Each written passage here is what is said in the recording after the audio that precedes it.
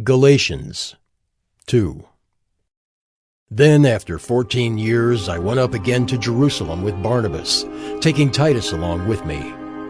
I went up because of a revelation and set before them, though privately before those who seemed influential, the gospel that I proclaim among the Gentiles, in order to make sure I was not running or had not run in vain. But even Titus, who was with me, was not forced to be circumcised, though he was a Greek. Yet, because of false brothers secretly brought in, who slipped in to spy out our freedom that we have in Christ Jesus, so that they might bring us into slavery, to them we did not yield in submission, even for a moment, so that the truth of the gospel might be preserved for you. And from those who seemed to be influential, what they were makes no difference to me, God shows no partiality. Those, I say, who seemed influential added nothing to me. On the contrary, when they saw that I had been entrusted with the gospel to the uncircumcised, just as Peter had been entrusted with the gospel to the circumcised, for he who worked through Peter for his apostolic ministry to the circumcised, worked also through me for mine to the Gentiles. And when James and Cephas and John, who seemed to be pillars, perceived the grace that was given to me, they gave the right hand of fellowship to Barnabas and me, that we should go to the Gentiles, and they to the circumcised. Only they asked us to remember the poor, the very thing I was eager to do.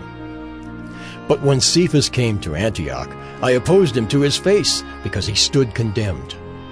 For before certain men came from James, he was eating with the Gentiles. But when they came, he drew back and separated himself, fearing the circumcision party. And the rest of the Jews acted hypocritically along with him, so that even Barnabas was led astray by their hypocrisy. But when I saw that their conduct was not in step with the truth of the gospel, I said to Cephas before them all, "If you, though a Jew, live like a Gentile and not like a Jew, how can you force the Gentiles to live like Jews? We ourselves are Jews by birth and not Gentile sinners. Yet we know that a person is not justified by works of the law, but through faith in Jesus Christ.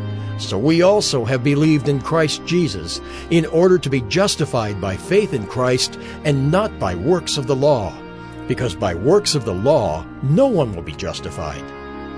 But if, in our endeavor to be justified in Christ, we too were found to be sinners, is Christ then a servant of sin? Certainly not. For if I rebuild what I tore down, I prove myself to be a transgressor. For through the law I died to the law, so that I might live to God. I have been crucified with Christ. It is no longer I who live, but Christ who lives in me. And the life I now live in the flesh, I live by faith in the Son of God, who loved me and gave himself for me. I do not nullify the grace of God, for if righteousness were through the law, then Christ died for no purpose.